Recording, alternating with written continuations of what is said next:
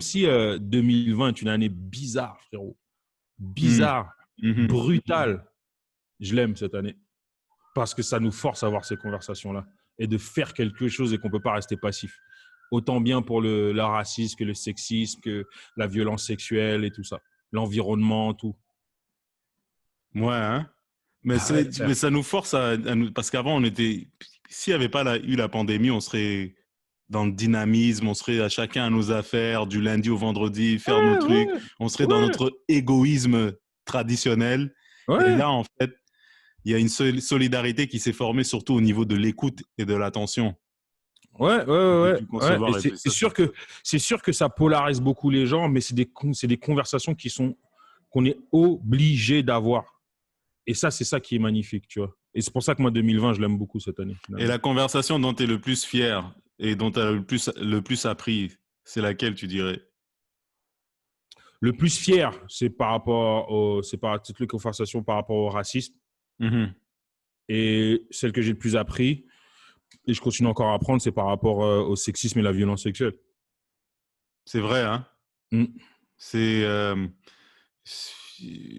surtout nous, on avait besoin de cette discussion, on avait besoin aussi d'agir parce que moi personnellement, j'ai sous-estimé l'ampleur de ce truc-là. J'ai vraiment, je savais que ça existait, euh, mais regarde, je savais même pas identifier les sortes de, on va dire, micro-agressions, si on veut dire, qui sont faites aux femmes. Je savais même pas, tu sais, c'est parce que on va dire que j'ai peut-être pas besoin parce que je suis un bonhomme, tu vois. Et donc il y a des choses que je ne vois pas.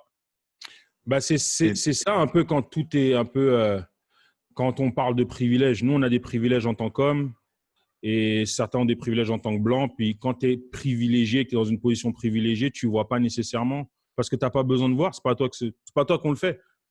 Tu comprends ce que je veux dire? Ça prend un effort pour pouvoir voir là où est-ce que genre les autres ont un désavantage et tout, tu comprends? Et au niveau des femmes, même moi aussi, des fois, j'étais comme, ouais, ça va, tu sais, t'es où, genre, c'est comme, ah, tu sais. Mhm. Mais des fois, ce qui est bien, c'est que ce qui est bien à faire, c'est que tu te mets un peu à la place. Tu sais, on parle de micro-agression. Tu sais, même si, genre, je suis un homme, je sais c'est quoi des micro-agressions. Mhm. Bon, j'en vis tout le temps des micro-agressions. Tu Mhm. sais, t'en as eu.